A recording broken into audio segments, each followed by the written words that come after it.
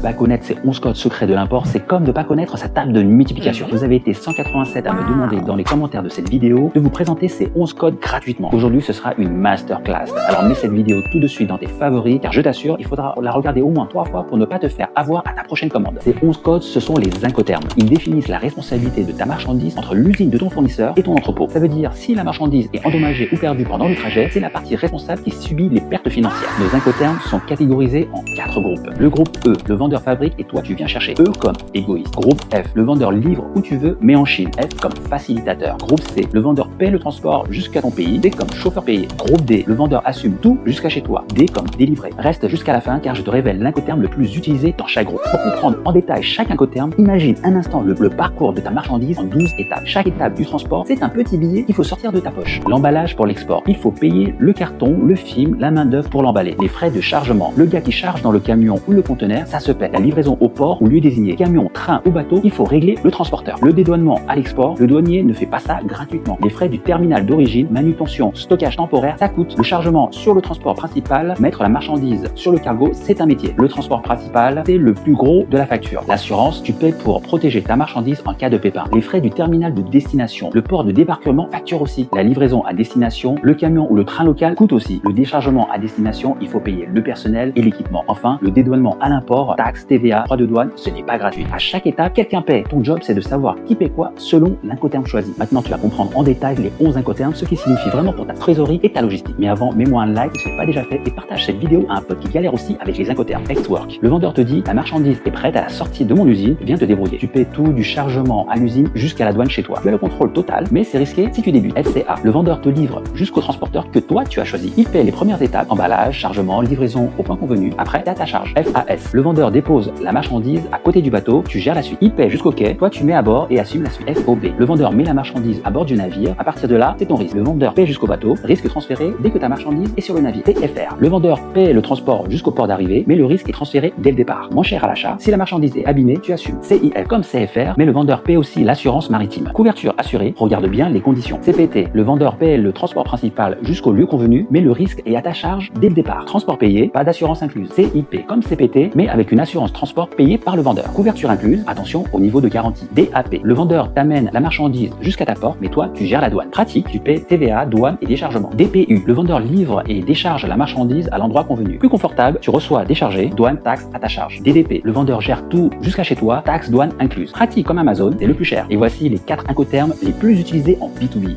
FOB, CIF, DAP, Ex-work. Je te remercie d'être resté jusqu'au bout de cette longue vidéo et n'hésite pas à la revoir si tu n'as pas tout compris d'un coup. Ah oui, dernière chose, tu savais que tu vas être en galère si ton fournisseur est un égoïste qui va acheminer ta marchandise. Eh bien, tu auras besoin d'un transitaire. Si vous êtes 100 à commenter transitaire, je fais une vidéo dédiée. À très vite pour d'autres secrets de l'import-export avec ton pote en Chine, Thomas.